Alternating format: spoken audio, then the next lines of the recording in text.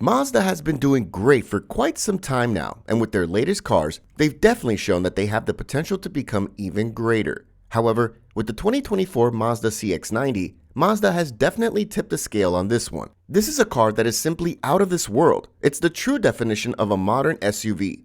This massive SUV was recently released, and it's already gotten the attention of a lot of people. But even if you're interested, you'll have to wait until later in 2023 to get one.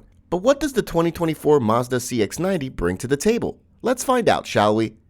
Hello everyone, and welcome back to our channel. Today, we'll look at the 2024 Mazda CX-90 as we figure out what's new with it. But before we continue, make sure you leave a like and subscribe to our channel for more amazing updates on your favorite cars. And with that, let's find out more about the 2024 Mazda CX-90. We can definitely see that there's a shift at Mazda. Even though some might say that the 2024 Mazda CX-90 seems like a mere replacement for the existing Mazda CX-9 3-row SUV, this new model brings about bigger changes. We're talking about changes in terms of its underpinnings, powertrains, and appointments. There's a new inline-six that is capable of giving the Mazda about 340 horsepower and a larger footprint, which takes Mazda's SUV lineup to a whole new dimension of power and size. In addition to that, the CX-90's design and available features lend more credence to the brand's premium aspirations, and so far, we can tell that it's worth it. Even though Mazda has been pushing upmarket for a while now, the CX-90 has set some new targets that are way higher than the CX-9 ever did. All this is owed to the new platform that it rides on.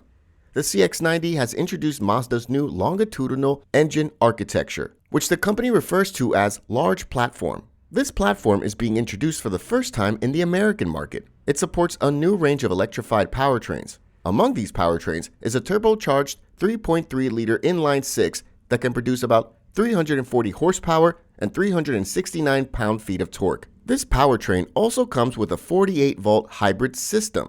Mazda has also provided a plug-in hybrid setup that gives the driver about 323 horsepower and 369 pound-feet of torque, along with a 2.5-liter inline-four gasoline engine and a 17.8 kilowatt-hour battery pack.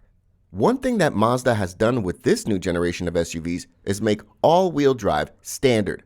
But even with that, Mazda is not afraid to say that the CX-90 has a rear-based layout and rear-wheel drive proportions.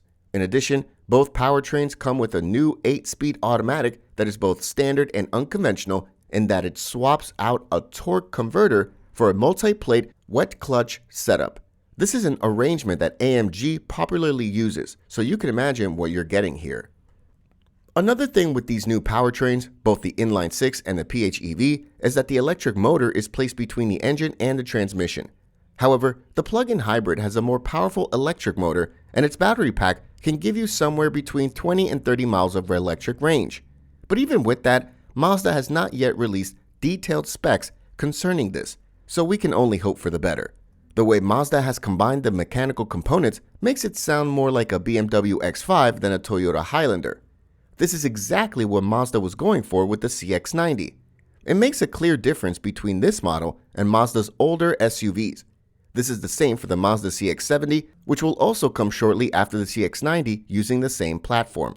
If you look at the differences, you will see that the Mazda CX-9 has a transverse engine layout and the front-wheel drive roots, just as most of its mainstream competitors do. Also, its Turbo 4 engine has considerably less power than the CX-90's inline-six. Even with all those changes, Mazda has also promised that the 6-cylinder on the CX-90 will provide better fuel economy than the CX-9, which provided about a 23 miles per gallon combined EPA rating thanks to its hybrid system. The engine itself is very attractive, but it's the exterior that will catch your eye first.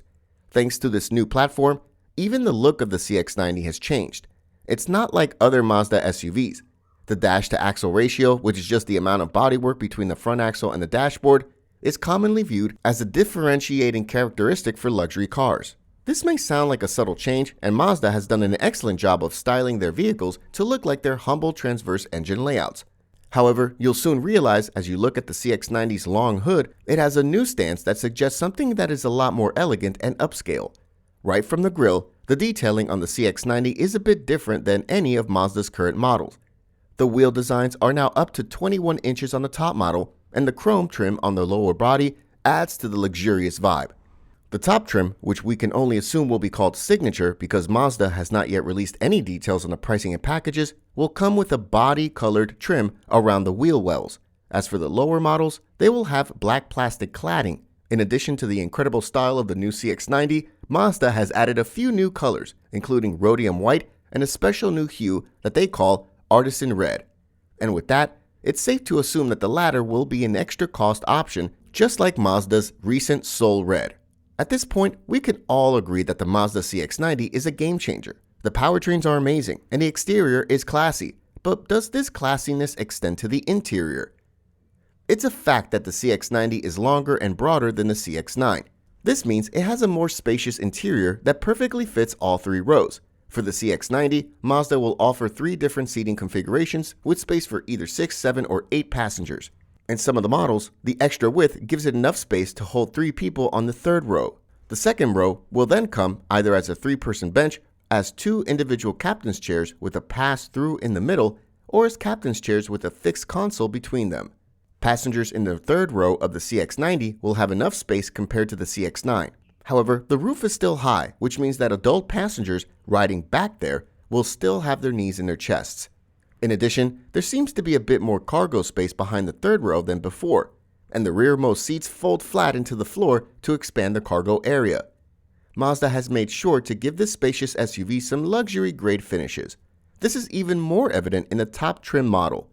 The fabric dashboard trim, intricate stitching, light-colored wood trim, and soft leather all come together to give the cabin of the CX-90 a remarkably upscale environment.